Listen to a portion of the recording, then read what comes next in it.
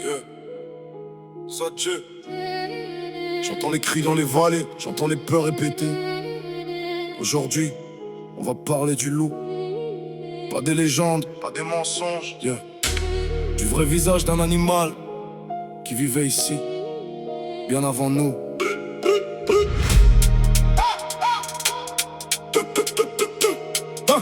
Yeah. On le montre comme un monstre dans les journaux télévisés, comme s'il passait son temps à vouloir nous attaquer. Mais regarde les chiffres, regarde la réalité. Le loup fuit l'homme avant même de le croiser. Des siècles de traques, des siècles de fusils, des siècles à le peindre comme le pire des bandits. Pourtant c'est nous qui avons détruit son territoire. Puis on s'étonne de le voir revenir dans l'histoire. Il marchait dans les montagnes avant nos frontières, avant les routes, les villes et les lumières, avant les clôtures, les panneaux, les propriétés, avant qu'on décide que la terre nous appartenait. On dit c'est chez nous. Mais qui a signé ce contrat? Qui a acheté les forêts avant qu'on soit là? Les arbres, les rivières, les falaises, les bois. Le loup répondrait sûrement: tu étais là avant toi. Le loup n'est pas l'ennemi, il défend juste sa vie. Dans les montagnes, dans la nuit, comme il le fait depuis des siècles aujourd'hui. Protéger les loups, protéger leur avenir. Cette terre appartient à tous, on doit apprendre à partager pour survivre. Le loup n'est pas l'ennemi, non. Le loup n'est pas l'ennemi, non.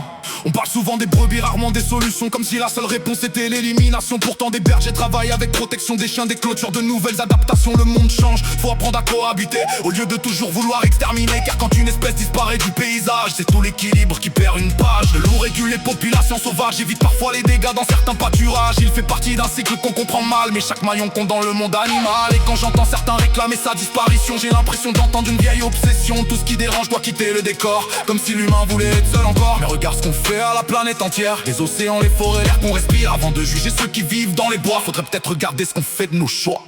Le loup n'est pas l'ennemi, il défend juste sa vie. Dans les montagnes, dans la nuit, comme il le fait depuis des siècles aujourd'hui. Protéger les loups, protéger leur avenir. Cette terre appartient à tous, on doit apprendre à partager pour survivre. Le loup n'est pas l'ennemi, non. Le loup n'est pas l'ennemi.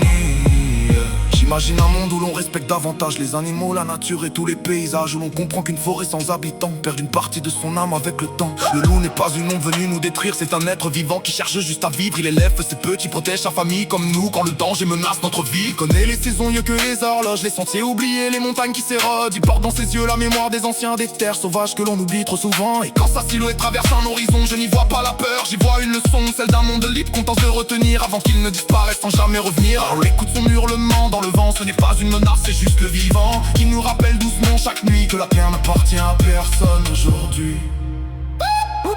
Le loup n'est pas l'ennemi, il défend juste sa vie. Dans les montagnes, dans la nuit, comme il le fait depuis des siècles aujourd'hui. Protéger les loups, protéger leur avenir. Cette terre appartient à tous, on doit apprendre à partager pour survivre.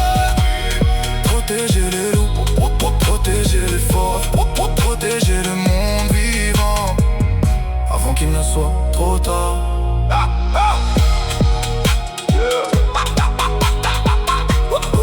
Pour ceux qui pensent encore que la nature est à vendre, souvenez-vous, le loup était là avant nous.